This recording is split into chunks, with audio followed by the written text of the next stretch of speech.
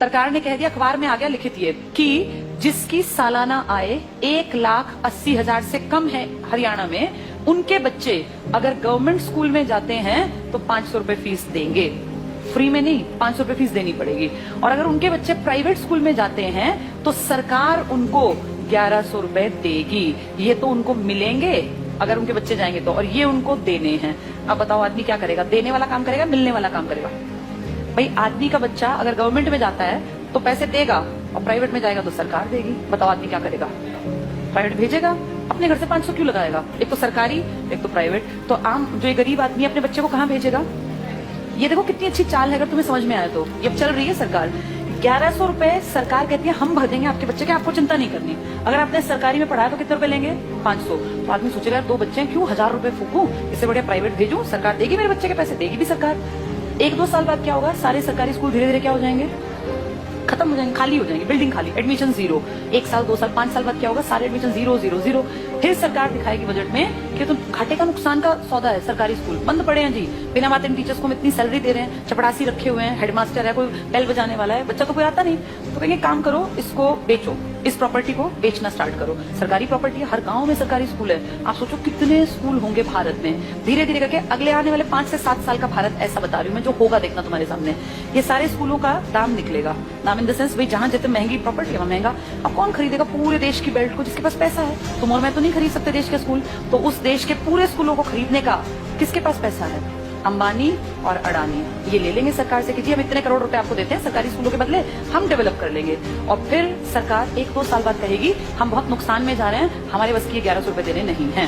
अब गरीब आदमी फंस गया, उसका बच्चा उस टाइम तक 7वीं में पहुंच गया, मान लो पहली से स्टार्ट किया था, 5-6 साल दिए पैसे, अब अटका दिया, हम तो नहीं देंगे पैसे, पढ़ाना है पढ़ा लो, तो अनपढ़ रख लो।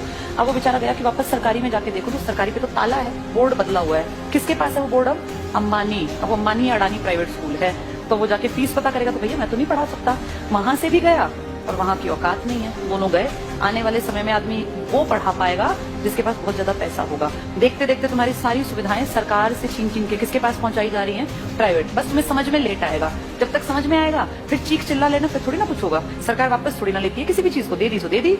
मैं तुम्हें अपना एग्जाम्पल देती हूँ। जब मैं जॉब में आई थी ना, उस टाइम पर हमारा पहला बैच था जिनकी पेंशन बंद की गई थी। मैं उसकी खुद, जैसे मान लो लाइव तुम्हारे सामने एग्जांपल हूं, जिनकी सबसे पहली पेंशन बंद हुई वो हमारा बैच था।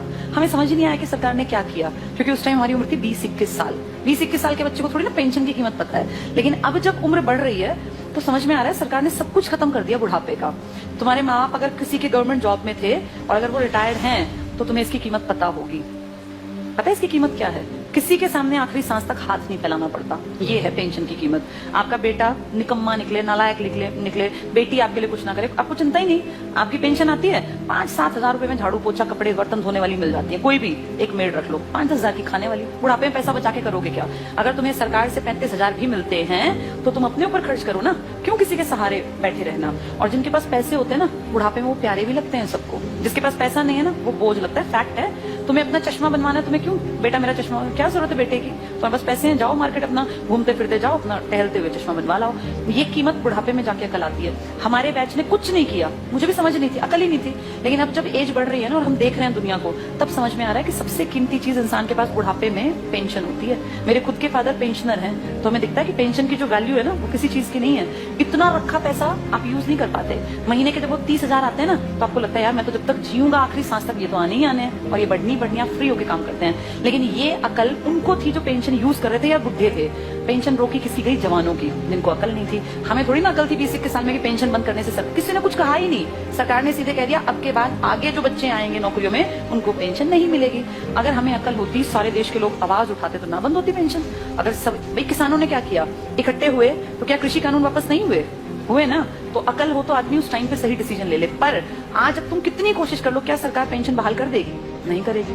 मतलब ना के बराबर है। एक आधा राज्य को करे, लालच में 1-2 साल में कह दे, पर वैसे नामुमकिन बराबर है। इसीलिए जब चीजें बंद हो रही होती है ना, तब जागना होता है कि सरकार गलत कर रही है।